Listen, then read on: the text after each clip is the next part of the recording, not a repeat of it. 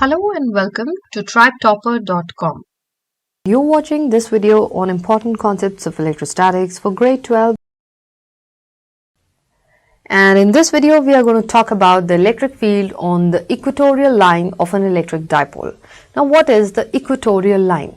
See, an equatorial line of a dipole is the line which is perpendicular to the dipole and of course passing through the center of the dipole, right? So, if I say I have the charges minus q at the point A and plus q at the point B and O is the midpoint, and if 2a is the length of this dipole, the total length, then A and A will be both the halves.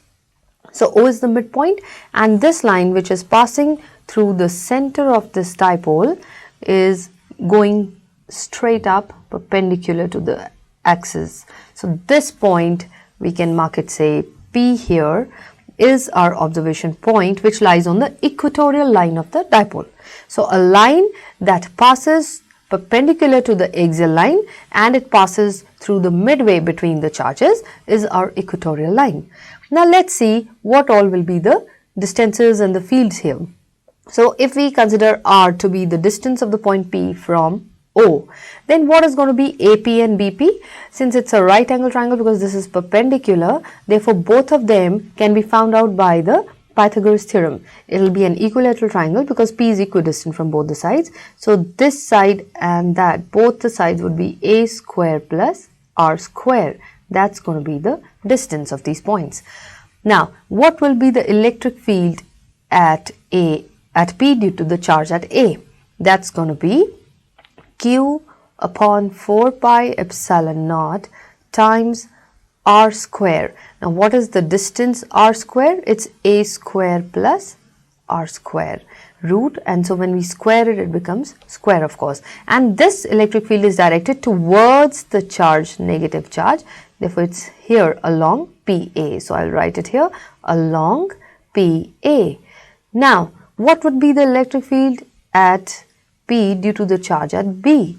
That's going to be Q upon 4 pi epsilon naught R square plus A square, because see, this time the magnitude is absolutely the same. It's just the direction which varies, because for the positive charge it will go away from the charge. So it's towards, say, PD.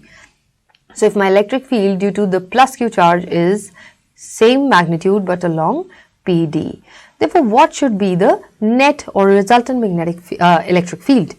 Now, electric field at the charge at the point P, see, because these are inclined at an angle theta, right? So these are inclined at angle theta, therefore we can resolve it into components. So with the x-axis, the angle made is theta for this and this component.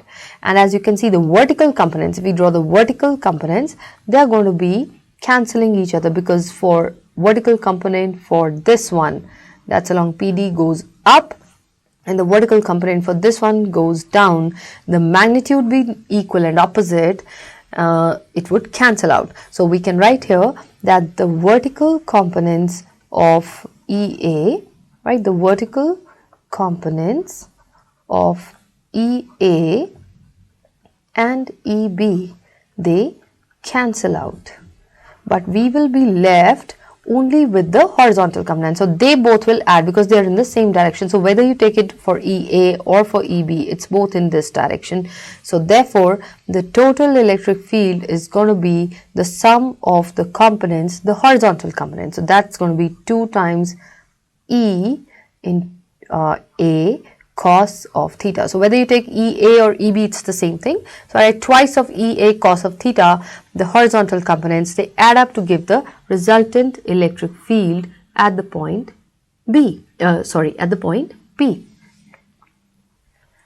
So substituting the value of EA, so we have the resultant electric field on the equatorial line as twice of Q upon 4 pi epsilon naught A square plus R square into cos of theta. So that gives me twice of Q into 1 upon 4 pi epsilon naught, I'll write it as K upon A square plus R square. And what is the value of cos of theta? So we can find out cos theta from here. It's base upon hypotenuse.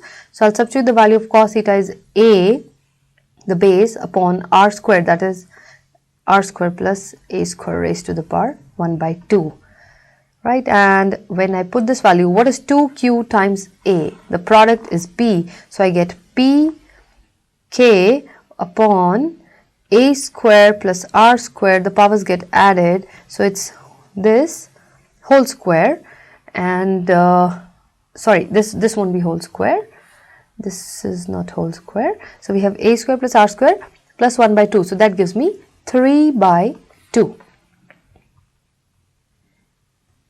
So we get the resultant electric field on the equatorial line as pk upon a square plus r square raised to the power 3 by 2.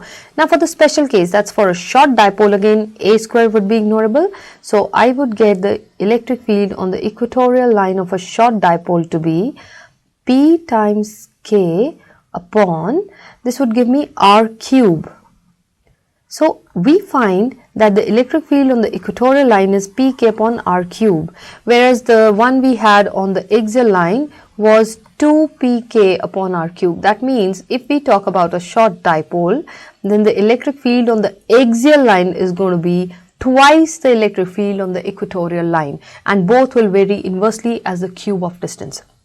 That's an important relation between the electric field along the equatorial and axial lines.